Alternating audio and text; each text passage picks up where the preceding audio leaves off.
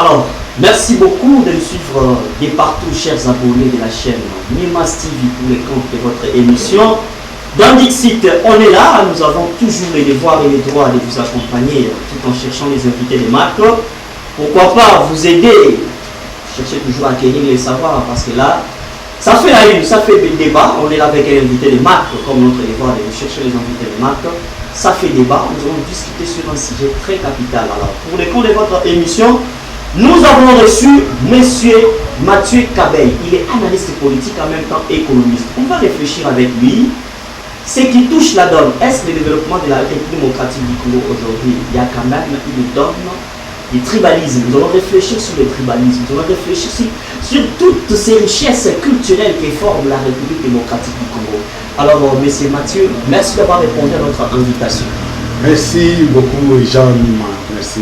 Merci, parce que je sais qu'après le voyage, vous avez dit quand même qu'il fallait répondre. Je sais que l'émission est à titre pédagogique. Les gens aiment bien vos enseignements. Nous voulons réfléchir aujourd'hui sur les tribalismes et ses origines.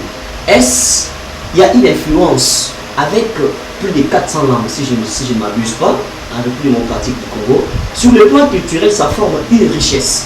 Mais pourquoi on n'arrive pas vraiment à cueillir un fruit pour le pays de la RDC? Oui, le problème de la RDC, c'était son début. C'est vrai, quand on dit toujours, si les prémices sont fausses, même la conclusion sera toujours fausse. Ah, là c'est la logique. D'accord, merci. Parce que si nous commençons dès le départ, le problème, nous sommes 451 tribus. C'est-à-dire avec 451 langues maternelles. Voilà. Maintenant, quelle mouche les a piqués? Au lieu de choisir une langue nationale, ils ont allé à 4 langues nationales. Donc, cela montrait directement que le pays serait en quart. Les soyiphones, les lingalophones, les tchilubaphones et les congophones. Pourquoi? Voilà aujourd'hui ce qui est encore très choquant, c'est quoi? Ce qui choque plus, c'est quand nous trouvons déjà que parmi les 4, il y a une langue qui n'est même pas une langue nationale. Bon, Monsieur Mathieu, j'aimerais que nous puissions arriver là, mais parce que là, vous soulevez un point très capital. Nous parlons de la richesse culturelle pour une nation comme la République démocratique du Congo avec plus de 400 langues. Vous dites que le fait d'avoir fait le dispatching, soit le fait d'avoir subdivisé les 4 langues nationales, ça crée. Qu'est-ce que ça crée au juste? Oui, c'est ça le problème. C'est que si aujourd'hui, par exemple, les Katangais disent que non, les Kassaïens ne veulent pas s'intégrer. Mais c'est le choix des peuples congolais, ils en ont fait comme un choix. Oui, ils en ont fait comme un choix, c'est bon. Parce que nous sommes une république. Une république a une langue nationale. On dit une langue nationale. Parce qu'on ne pouvait pas valoriser seulement quelques langues, on dit à 4 langues. Comme si c'était des langues qui influençaient les autres. Non. La langue est là pour la communication. La langue n'est pas là pour se diviser. La langue, c'est pour se communiquer, c'est pour se relier, c'est pour être ensemble. Tu comprends? Parce que si nous parlons le même langage, c'est-à-dire nous avons le temps de résoudre nos problèmes facilement dans le même langage. C'est comme ce que je vous dis, ce n'est plus tard. Il nous faut choisir une langue nationale. Donc, comme une urgence qui s'impose aujourd'hui, certainement. Alors, avec ce qu'il y a eu au Katanga, il fallait réconcilier les Katangais. Nous avons vu les grands leaders politiques qui ont fait la une. Il y a l'ancien président Joseph Kabila Kabange, il y avait Moïse Katumbi qui était là, et tant d'autres. Alors, pour vous, cette influence de dire nous les Katangais, cette influence de dire nous les Bouba, nous les tels, est-ce que ça crée, ça touche, ça donne une donne sur le plan du développement? Ou soit vous pensez, je ne sais même pas quand vous dites qu'il faut supprimer les 4 langues, revenir à une seule langue nationale, vous pensez que ce soit un projet qui sera réalisable? Bon, je pense que nous parlons de la même chose mais différemment. Oui. Moi, ce que je parle, c'est le problème de la communication. Vous savez que si aujourd'hui les Kassaïens ont eu des problèmes au Katanga, ils ont dit qu'ils ne sont pas intégrés. J'ai senti les paroles de certains leaders qui disaient que non, les Katangais, les Kassaïens ne veulent pas s'intégrer. Est-ce que quelqu'un peut quitter un pays Donc, d'un coin d'un pays dans un coin d'autre pays pour s'intégrer. Pourquoi on parle de l'intégration? Parce qu'il y a une langue, il y a déjà un langage qui les diffère. Mais si auparavant on parlait une langue, comment tu sauras que ce monsieur vient du Kassai? Comment est-ce que tu sauras que ce monsieur vient du Bandung? Tu ne sauras pas. Tu comprends? Tu ne sauras pas. Mais maintenant, comme on est à 4 langues, on sait seulement que ce monsieur qui est tenté de tituber avec le Swahili, soit il est de l'Équateur, ou soit il est de la province orientale. Au moment que la province orientale, c'est une des provinces que j'ai fait parce que la province orientale est bilingue. Il y a le Swahili et il y a aussi le Lingala. Oui, c'est bilingue. Et maintenant, le problème, les Chiluba, c'est pas que dans les deux Kassai. Ok. Maintenant, les Swahili, c'est pas dans presque 4 ou 5 provinces. Parce que c'est toute l'Est qui parle le Swahili. Oui. Parce que vous m'avez coupé en cours quand je parlais de l'édition. D'abord, oui, la langue Swahili n'est pas notre langue. C'est une langue étrangère. Oh, j'ai toujours parlé de ça. Parce que une langue nationale doit tirer l'origine dans nos coutumes, dans nos tribus. Si on parle de Lingala, nous avons des Bangla. Si on parle de Chiluba, nous avons les Beluga. Si on parle de Kikongo, nous avons les Bakongo. Mais sinon, quand on parle de Swahili, qui peut se taper la poitrine, me dire que non, moi je suis Swahili, un tribu de Swahili, et dans quelle province?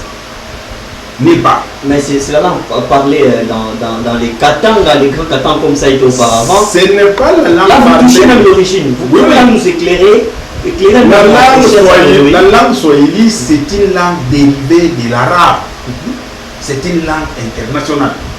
Les Swahili étaient parlés au Zimbabwe, les Swahili étaient parlés en Afrique du Sud, les Swahili étaient parlés au Kenya, les Swahili. Et quand vous sentez même la tonalité du Swahili qui est parlé d'autre part, là-bas, nous ne sommes pas des Swahili bord. Mais le Swahili qui est parlé au Katanga, il n'est ni même pas identique au Swahili qui se parle à l'Est comme au Kivu, comme au Kivu en général. Ce n'est pas le même Swahili. Tu comprends? C'est-à-dire, le Swahili se parle en se transformant. Le Swahili qui est parlé au Katanga est lié à des langues du Katanga. Le Swahili qui est parlé au Kivu est lié à des langues du Kivu. Tu comprends? Alors, ce n'est pas ça, les mêmes langages. Ce n'est pas la même langue. Parce que quand on parle d'une langue, ça doit avoir les mêmes orthographes et les mêmes points. Maintenant, quand on parle d'une langue qui est variable d'un milieu à l'autre, je sais que le jour où je me suis retrouvé à Goma, quand je parlais de Swahili du Katanga, mais on ne s'entendait pas. Tu comprends? On ne s'entendait pas. Parce qu'il y a des mots qui se diffèrent. Alors ça ce n'est pas une langue. Alors, vous avez encore la parole parce que là, nous sommes en train de toucher les origines même d'une langue. Ouais. Et maintenant, je ne sais pas, pourquoi l'intention d'avoir créé 4 langues nationales? Parce que là, nous supposons que dans l'histoire, les colons est dedans. Cette intention d'avoir créé 4 langues nationales, c'était pourquoi? La subdivision de la vie future. Alors, est-ce que c'était pour l'amour de la patrie? Ou bien on voulait peut-être la protection du pays, ou bien c'était une richesse sur le plan culturel, parce que là, pour vous, vous pensez que non, qu'il faut revenir sur une seule langue. Mais nous parlons aussi de ses origines. Vous parlez que non, les Swahili tirent ses origines de la langue arabe. C'est bien sûr, mais Lingala aussi, c'est parlé dans les Congo-Brazza. Oui. Si les Lingala parlaient dans les Congo-Brazza, il y a des Bangals au Brazzaville. Ici, les Kikongo parlaient au Congo-Brazza, il y a des Bakongo à Brazzaville. Ou bien je me trompe. Non, mais oui, avancez. Voilà. C'est-à-dire, quand on parle d'une langue nationale, voilà, c'est une langue qui va relier tout le monde. Donc, c'est une langue de communication. Cela ne dit pas qu'on a dit exempter toutes nos langues non plus. Parce qu'il y a des problèmes que les gens font des confusions. Et surtout quand on était à l'école, si vous parlez en langue maternelle, on vous dit que vous avez parlé en dialecte. Non. Et là, on subissait, on subissait les chicots. Voilà, que vous avez parlé en dialecte. Non, il n'a pas parlé en dialecte. C'est que moi je peux parler comme dialecte, c'est comme les Lingala qui est ici parlé ici à Kinshasa. Ça s'appelle déjà dialecte. Parce que vous allez trouver les mots français, les mots Chiluba, les mots Kikongo, les mots Tétéla, dans cette langue-là. Et quand vous parlez une langue mélangée comme ça, c'est ça ce qui peut s'appeler dialecte. Oui. Mais une langue maternelle, c'est une langue maternelle. Je pense qu'on devrait protéger nos langues. Oui. Protéger nos langues, ce n'est pas nous mettre à quatre. Donc, protéger nos langues, c'est choisir une langue de communication et protéger d'autres. Et laisser les autres s'évoluer dans leur langue. Mais on a une langue de communication, on dit que non, la République démocratique du Congo a comme une langue nationale telle langue. Alors, pour accéder dans l'administration, il leur faut avoir maîtrisé cette langue-là. Maintenant, aujourd'hui, nous avons choisi 4 langues nationales. Ok. Maintenant, quand on fait quitter quelqu'un du Kasaï, on l'envoie dans l'administration à Bandundu. Ce monsieur-là est obligé d'apprendre le Kikongo. Une obligation. Oui. Une obligation. Maintenant, à son âge-là, est-ce qu'il va-t-il maîtriser? Et surtout s'il est juge. Il arrive devant le tribunal, c'est dans la province où règne le Kikongo. Lui, maintenant le monsieur me lui dit, moi je ne parle pas le français, moi je parle le Kikongo. Les juges lui l'écoutent que le Tumba. Il faut chercher maintenant l'interprète. Alors si l'interprète mentait, trompait ce que l'autre interprétait mal, ce que l'autre est en train de dire, on aura des faussetés. C'est pour cela, avoir une langue nationale, c'est nous aider à se communiquer, c'est nous aider à demeurer ensemble. Parce que les autres parlent une langue et sont ensemble. Je vais vous donner l'exemple de ces Ouest-Africains. Ils sont ces 3 ou 4 pays qui parlent une même langue nationale. Ils n'ont pas de problème, même partout où ils sont. Mais nous sommes un pays, mais à 4 langues nationales. Bon, là maintenant, M. Mathieu, on peut parler du tribalisme ou on peut parler du régionalisme dans ces contextes-là. Dans ce contexte, ce qui se passe, c'est du régionalisme. Parce que c'est supposé que la République démocratique du Congo a 4 régions. Région soïfophone, région limérophone, région congophone et région chilubaphone. Vraiment. Oui. Et maintenant, quand maintenant ces problèmes-là se posent, vous dites, parce que pourquoi je vous parle toujours de l'exemple du Katanga, parce que c'est ça l'actualité du moment que nous avions. Oui, les Katanga, quand les Katangais demandent aux Kasaïens de l'intégration, je sais que nous, quand nous allons dans d'autres pays, quand nous allons à l'étranger, c'est là où on nous demande de l'intégration. S'intégrer. On peut s'intégrer dans un pays étranger. On ne peut pas s'intégrer dans votre pays. Mais on est Congolais. Là, moi, je peux mettre ma case là où je vais. Je peux me promener là où je vais. Je suis Congolais. Je n'ai pas le droit d'avoir le visa. Parce que quand on parle de l'intégration, alors prochainement, nous allons commencer. Les difficultés, d'ailleurs, quand je vois nos autorités parler, de dire que non, voilà, les Kassaïens doivent s'intégrer. Mais c'est un péché. Il n'y a pas de les Kassaïens parce que là, il y a un problème à la ligne, ce qui se passe à l'est du pays. Il y a les Banyamulenge qui doivent aussi se réclamer être. C'est tout le monde qui se réclame être congolais aujourd'hui. Soit chez Kagame dans son pays, le Rwanda, il y a aussi les Hutus qui ont un problème d'intégration. Mais je ne sais pas maintenant. À ce niveau-là, les Banyamulenge doivent se réclamer comme congolais. Mais qui n'ont qu'une seule langue qui est le Swahili. Vous ne pensez pas que ces projets-là deviennent un projet à long terme et même quasi fictif à ce niveau-là? Oui. Oui, je sais que les jours où nous aurons une langue nationale, on ne saura pas distinguer les Banyamulenge, les Baluba, les Bayaka et les autres. On ne saura pas distinguer. Ils se réclament d'être congolais. Oui, oui, je dis que c'est ces jours-là où on parlera que non, voilà, nous parlons du Congo. Je sais, j'ai écouté ces Banyamulenge qui nous disent que non, voilà, et nous sommes Congolais. Ils sont Congolais. Moi, je n'en doute pas. Les Banyamulenge sont des Congolais. Nous sommes 451 tribus, plus les Banyamulenge. Mais quand vous dites nous sommes 451, c'est bien plus là. Oui, si vous faites non, j'ai dit plus les Banyamulenge, c'est-à-dire je confirme qu'ils sont congolais. Ils sont dans les 451. J'ai dit 451 tribus. Donc j'ai dit plus les Banyamulenge, donc les Banyamulenge sont des Congolais. Maintenant les Banyamulenge se trompent quelque part. D'ailleurs, j'avais suivi leur émission, parce que dernièrement, C'est des mois passés, ils ont fait leur rassemblement, ils ont choisi un nouveau président qui va représenter leur tribu. J'ai aimé, mais j'ai été déçu. Comment? De la déclaration de leur président, quand il disait, voilà, moi, mes objectifs, je vais parler avec le président de la République et je vais négocier avec toutes les autorités pour que tous les Banyamulenge qui sont éparpillés partout dans le monde reviennent dans leur terre des ancêtres. J'ai dit, waouh, c'est plus grave. Là, c'est les Congo alors. Oui, oui. Alors, si vous dites que tous les Banyamulenge qui sont éparpillés partout dans le monde, c'est comme les Banyamulenge qui sont au Rwanda. Et quand je vois les Banyamulenge, ce sont les Tutsis. Maintenant, quand moi je vois même le président Kagame, c'est un Tutsi, non? Alors, si lui, c'est dit qu'il est d'origine du Congo, carrément nous les récupérons. Alors, en le récupérant plutôt, nous allons même récupérer cette terre-là. Parce que quand vous comptez de l'histoire, on parlait du Congo belge, Rwanda, Burundi. C'est-à-dire Rwanda et Burundi, c'était des provinces annexes de la République démocratique du Congo. Voilà. C'est ça même l'origine du problème de la Russie et de l'Ukraine. Voilà. C'est ce qu'ils veulent nécessiter. Ils veulent faire naître quelque chose qu'ils ne savent pas. Parce que 6 mois, j'ai dit 6 mois, j'étais président de la République avec les déclarations. J'ai dit, ok mes chers frères, revenez. Tous. Et vous et la terre. Mais est-ce que les conflits qu'il y a au niveau de l'Est du pays, ce n'est pas un conflit, soit des conflits économiques, est-ce que nécessairement c'est un conflit culturel? C'est ça, c'est là où il y a le nœud du problème.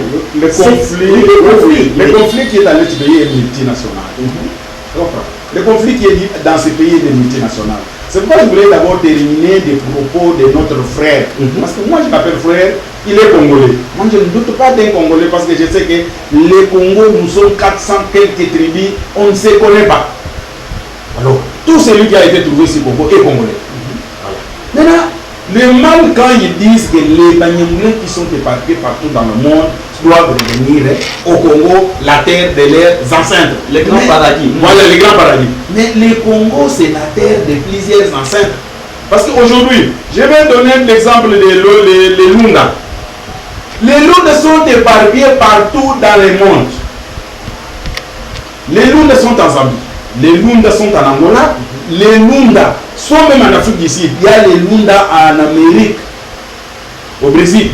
Il y a les Lunda qui sont là, qui ont été déportés là-bas. Qui parlent les Lunda? Comprends? Mais maintenant, si aujourd'hui, on dit on doit réclamer tous les Rwandais qui sont éparpillés dans le monde de revenir au Congo. On doit réclamer tous les Baluba qui sont éparpillés dans le monde et revenir au Congo. On doit réclamer tous les Congos parce que les Bakongos sont au Congo, les Bakongos sont ici à Brazzaville, d'origine de là. Tu comprends? C'est comme les Banyamulenge, il y a les Banyamulenge d'origine du Congo et il y a les Banyamulenge d'origine Rwanda, il y a des Banyamulenge d'origine Burundi. Mais comme on nous a déjà scindés, oui, vous vous êtes retrouvés à Burundi, vous êtes Burundais, vous vous êtes trouvé au Rwanda, vous êtes Rwandais, vous vous êtes retrouvés au Congo, vous êtes Congolais, c'est tout. Non, vous dites que nous voulons que nous venons. Mais est-ce que quand la Belgique ou bien quand Roi Léopold était en train de couper son pays ici, quand il disait sa propriété privée, quand il était en train de couper là, il tenait compte des tribus. Lui, il ne tenait pas compte des tribus. Il a fait ses limites là. Il a dit ça reste la République démocratique du Congo. On n'a pas tenu compte des tribus. C'est-à-dire qu'il y a des tribus qui sont retrouvées de part et d'autre. Nous ne refusons pas vos relations. Mais l'intérêt du pays nous reste pour les Congolais. Nous voulons avoir des Congolais qui sont Congolais. Nous ne voulons pas avoir des Congolais des esprits éparpillés. Est-ce qu'on peut à ce niveau ici donner raison au maréchal Mobutu en son temps qui disait qu'un Luba pouvait avoir la facilité de travailler au Katanga, un Katangais devait avoir la facilité de travailler chez, je ne sais pas, l'Équateur, ainsi de suite. Parce qu'aujourd'hui maintenant, qu'est-ce qu'on découvre? La facilité est que celui qui est Mbujimaï, soit il est Kassaï, il doit travailler au Kassaï, il a la facilité. Celui qui est Katangais, il doit travailler au Katanga. celui qui est mon gars là-haut, je ne sais pas, dans sa province, vous pensez aujourd'hui que non, pour lutter contre ces régionalismes, lutter contre les tribalismes, il faut revenir à la case première de Mobutu? Vraiment, oui, moi j'ai toujours fait le citoyen, moi j'ai toujours l'appelé citoyen Mobutu Sese Seko, vraiment que son âme se repose après. Parce que si moi je suis en vie, je sais que je suis le produit du citoyen maréchal Mobutu. Là c'est par rapport à la carte d'identité que vous avez. Voilà, non, le monsieur là, c'est le monsieur qui a beaucoup travaillé pour que ce pays ne soit pas divisé. Si aujourd'hui vous trouvez les gens en croc, en jambe avec d'autres tribus. Non, on dit qu'il avait mis l'armée entre les mains des Bangala. Ça, c'était une façon politique de jouer avec sa gestion. Ou bien on peut dire que non, il était vraiment le meilleur citoyen tel que vous le dites. Le problème, Mobutu gérait ce pays avec beaucoup de sagesse. Ce monsieur-là, malgré qu'il y a un peu des erreurs comme en utilisant les 4 langues nationales, c'est là parmi moins des fautes graves que je l'ai toujours attribué. Mais ce monsieur-là a dirigé ce pays vraiment dans l'intégralité. Il nous a aidés à être ensemble. Parce qu'avec Mobutu, vous êtes Zaïrois, là où vous êtes. Donc, Tata Bo, Moko, Maman Bo, Moko, Mokozibo, Moko. Ça, c'est ça. Là, on parlait de la dictature. Non, oui, on parlait de la dictature. Moi-même, j'ai toujours été contre cette démocratie que nous avions adoptée. L'histoire des Blancs, la démocratie ne développe pas le pays. Donc, depuis qu'on est en démocratie, dis-moi ce qui avance. Comme on dit, les pays dictatoriaux à façade démocratique, oui, vous avancez. C'est ça. Non, avec cette démocratie, rien ne marche. Il y a toujours celui qui bloque l'autre parce que le Premier ministre bloque le président bloque le Premier ministre, l'Assemblée bloque. Donc, nous nous retirons, nous sommes la majorité, nous sommes la minorité, nous sommes au milieu du village. Mais finalement, nous irons jusqu'où? Vous pouvez revenir à la question. Vous pensez aujourd'hui qu'à la case première, ça peut tenir? À la case première, Mobutu avait bien fait de nous faire mélanger tel que nous sommes. Si aujourd'hui, nous parlons de la République démocratique du Congo, c'est l'effort de Mobutu. Je me souviens de son langage qu'en 1980, le temps de guerre 80 jours, quand il avait dit, même s'il faut signer avec les diables pour que le Congo soit un, je le ferai. Tu comprends? Ça, c'est ce school. C'est ça un homme d'État. Il avait accepté même de signer les accords avec les diables. Donc, c'est profond. Il y a cela, bon. En même temps, en maudissant ces pays, en disant que non, après moi, c'est les délivres. C'est le même Mobutu. Ce n'est pas, ce n'est pas pour dire qu'il avait maudit le pays et après moi, c'est les délivres. Il avait directement compris que la classe politique congolaise n'est pas mieux. Jusqu'aujourd'hui, nous avons une classe politique qui est instable. Parce que nous vivons tout simplement des cons. Moi, je vous dis, il y a plusieurs cons dans la classe politique. Donc, des fanatismes, les gens qui sont toujours à gauche, à droite, les gens qui cherchent toujours leurs intérêts. Personne ne parle pas l'intérêt de la nation. Chacun, s'il tire la ficelle quelque part, il dit, oh voilà, c'est moi, non, c'est lui là, c'est celui-là. Mais quand il va à côté, il parle d'autre chose. C'est qu'il crée même le régionalisme aujourd'hui, parce que moi je ne peux pas parler de tribalisme au Congo. Au Congo, il n'y a pas de tribalisme. Mais quand on parle des appartenances aujourd'hui, on dit, bon, écoutez, dans le dispatching des gâteaux, s'il faut attribuer ou bien remettre les postes de tel ministère, il faut voir telle tribu. Et là, ça ne devient pas du tribalisme. Bon, moi, dans des termes de dispatching, pour voir telle ou telle tribu, il y a des spécialités. Tu comprends? Il y a des spécialités, c'est ça qu'il faut savoir. Nous avons des tribus qui se sont distinguées dans tel ou tel autre domaine. Oui, pour pouvoir avancer, oui. Oui, il y a des tribus qui se sont distinguées dans tel ou tel autre domaine. Par exemple, oui. Par exemple, moi, si je parle de l'armée, je sais que les Bambouaniens se sont distingués dans l'armée. Tu comprends? On ne peut pas les refuser. Tu comprends? Et je sais que les Rouns se sont distingués dans la diplomatie. Ils se sont aussi distingués dans la diplomatie. Là, on ne peut pas les refuser. Tu comprends? C'est comme quand on parle de la majorité des Bandou dans l'administration. Vous connaissez la fonction publique, en majorité sont des gens de Bandou. C'est là les points de départ du tribalisme. Voilà. Vouloir toujours dire que ça, donc, ce sont les gens des bandes de ça, ce n'est pas le tribalisme. Parce qu'avant de nous, n'a pas les privés. À moins qu'ils ne se connaissent plus. Tu comprends? D'ailleurs, moi, la province comme la province de Bandundu, c'est une province que j'ai toujours parlé multination. Parce que même les Luba se retrouvent à Bandundu. Même les Katangais se retrouvent à Bandundu. La majorité des tribus de Bandundu, à 70%, ce sont les Tchokwe. Tu comprends? Or, l'histoire nous trompait en disant que non, les royaumes Tchokwe étaient les sous-ensembles de l'empire Lunda. Or, là, c'est quelque chose qu'il faut corriger. J'ai fait des recherches, j'ai trouvé que même l'empire Lunda est dérivé du royaume Tchok. Parce que c'était les Tchoké qui vivaient de la chasse et qui étaient souvent, qui se déplaçaient souvent d'un moment à l'autre. Et ce sont les Tchoké qui ont occupé tous les Yaka, tous les Nani, les Yaka, les qui encore? Les Wédason ici, c'est. Il y a les Yaka, il y a les Ban.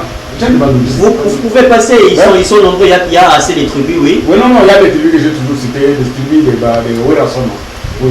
Tout ça, ce sont les Tchok. Comprends? Ce sont les Tchok qui sont les liens. Pourquoi? Parce que les tribus, c'est comme toi, on est frères. On se sépare.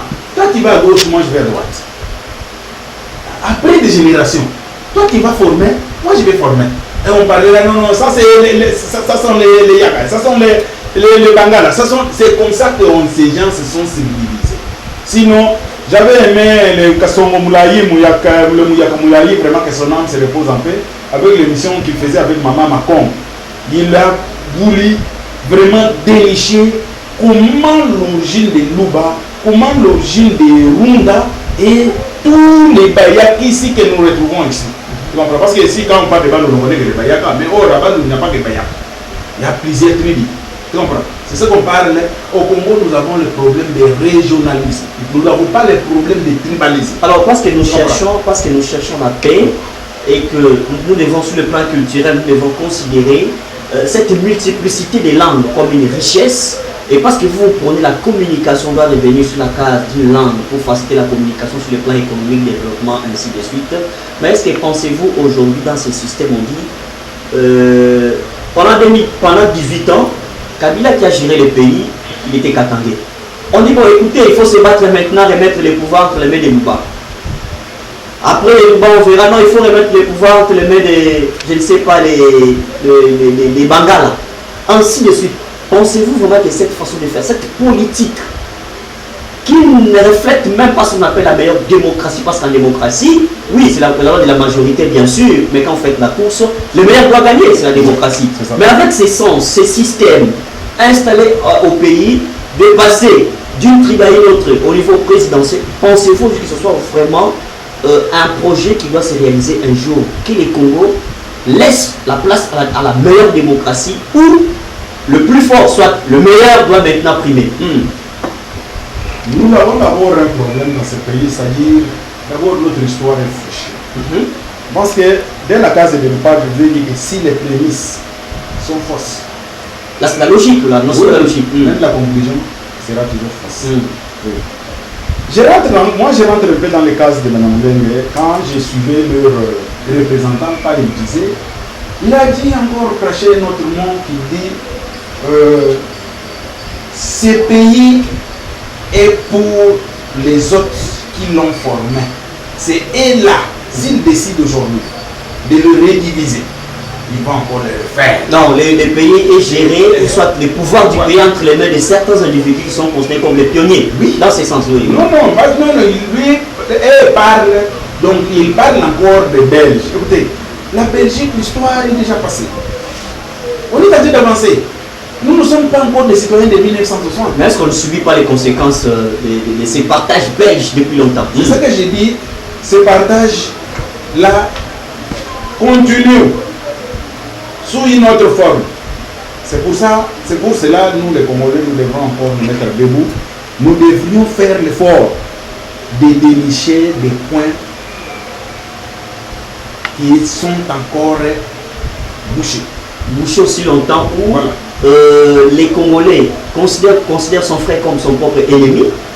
Et même, l'histoire c'est que même quand les Congolais voyagent en dehors de la nation, en dehors de la RDC, ils ne s'entendent pas vraiment comme Congolais. Il n'y a pas cette unité de la nation. On sent que nous, ils viennent de la même culture, ils viennent de la même contrée. Pensez-vous vraiment que nous, aujourd'hui, que les Congolais se réclament dire que non, un jour, on peut arracher notre amour de la patrie? Moi, si vous parlez de l'étranger, là, je vous dirais non. Parce que j'ai déjà été à l'étranger.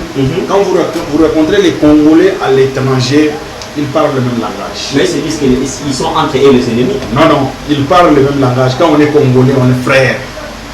Comprends? Quand on est à l'étranger, on est frères. C'est quand on arrive ici, c'est là où on commence l'histoire des régionalistes. C'est ici où on commence l'histoire des régionalistes. Pourquoi? Parce que nous ne voulons pas accepter les mérites des autres.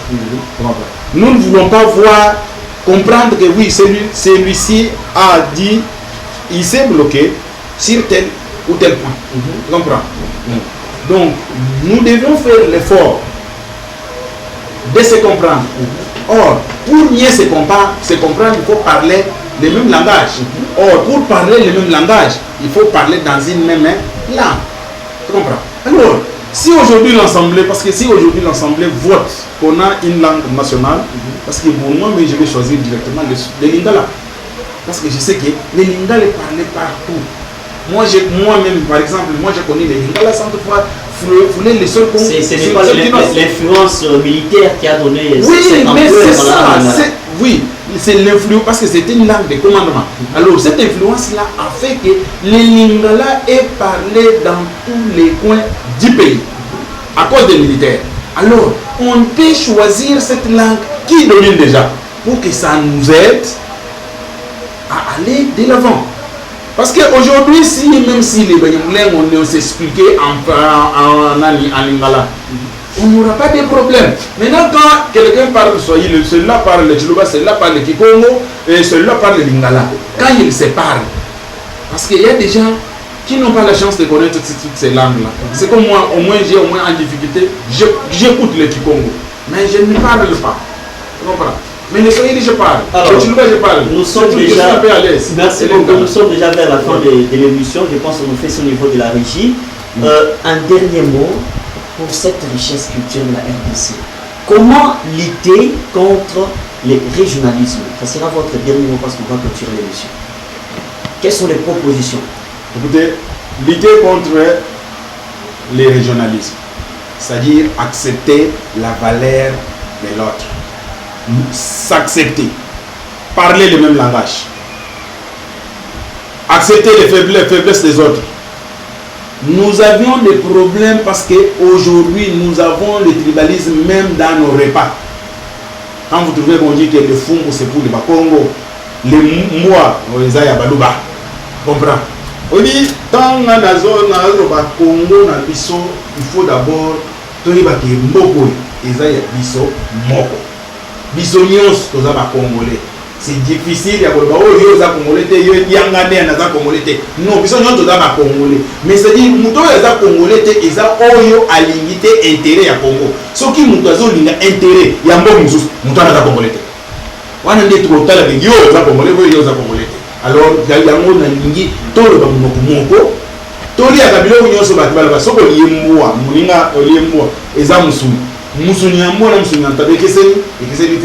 il y a toujours les mêmes vitamines. Fumbwa, na pondu, ils ont la même chose. Voilà. Maintenant, tant que les lots n'ont pas cet exemple, les Chinois, Chinois vont développer. Les Chinois mangent du n'importe quoi. Ils ont mixé leur tribu, ils ont mixé leurs repas et ça diminue les dépenses. Et ça va nous amener à économiser et aller au développement. Alors, nous sommes arrivés à la fin de cet entretien avec M. Mathieu Kabey, qui, je vous rappelle, il est analyste politique en même temps économiste. Bien, les caractères de son émission, c'est souvent à titre pédagogique. Chers abonnés de la chaîne Mimas TV, vous qui aimez votre émission dans distribution de la fin, n'hésitez pas plutôt de partager ou de partager le lien à vos amis. Nous allons toujours nous retrouver On va tous se retrouver à la prochaine avec votre chaîne Mimas TV. Merci à l'équipe technique de nous avoir accompagnés. Au revoir.